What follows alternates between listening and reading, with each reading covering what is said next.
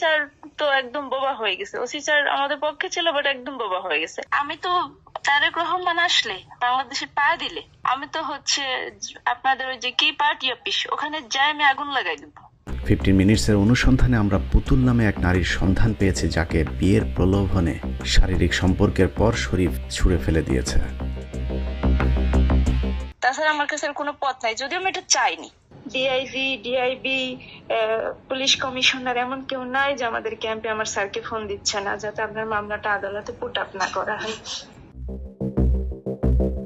পুতুল বিভিন্ন জায়গায় বিচার চাইতে গেলেও সবখানে তার হাতে কিছু টাকা ধরিয়ে দিয়ে বিষয়টি ধামাচাপা দেওয়ার চেষ্টা করা হয়েছে। চুয়াডাঙ্গা পুলিশের সার্কেল এসপি এবং স্থানীয় সেনা ক্যাম্পের সেনাবাহিনীর একজন কর্মকর্তাও পুতুলকে টাকা পয়সা দিয়ে শরীফকে বাঁচানোর চেষ্টা করেছে।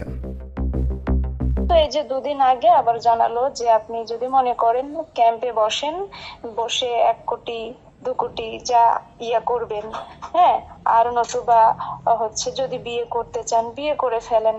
প্রথমে সবাই আমার দিকে থাকছে, পরে ওই যে বলছিলাম না এর আগে, ওরাও বলছিল যে আপনি বিয়ে করবেন কি টাকা পয়সা। সবশেষ ওই নারী বিএনপির কেন্দ্রীয় নেতাদের কাছে নালিশ করবার হুমকি দিলে শরীফ জানিয়ে দেয়, কেন্দ্রীয় নেতা কেন তারেক রহমানকে জানিয়েও কোনো লাভ হবে না। আমার আম্মুকে সার্কেল এসপি বলছে, এই হয়তো দেখেন তারেক রহমান এই বিষয়গুলো সবই জানে, আপনারা তারেক রহমানের কাছে চাইতে যাচ্ছেন হয়তো সবই জানে। তা মা বলছে যে আপনি শিওর জানে কিনা। শরীফ আমাকে ওই যে লিডার তারেক রহমান নিজেই ভালো না, শুধু কে কথা বলছে, আরো কত কিছু বলছে। থানার মধ্যে আমাকে বলছে আপনি তারেক রহমানের কাছে যাই কি করবেন, বা ফখরুলের মহাসচিবের কাছে যেয়ে কি করবেন। ওই দিনও থানায় আমাকে বলছে এবং সার্কেল এসপির সামনে বলছে।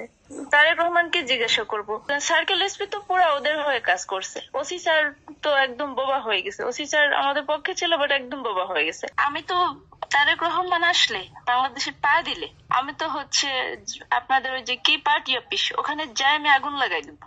1 সপ্তাহ পর দিয়ে পারি পাঠাবো না সে আমার কার্যক্রম মনে করছে দিতার জায়গায় তারিখে দিয়ে চরিত্র চিত্রে ওর জন্য তো মা বুড়ো বয়সে চরিত্রে মই। শরীফের এরকম দাম্ভিকতার মূল শক্তি তার ভাই টরিক।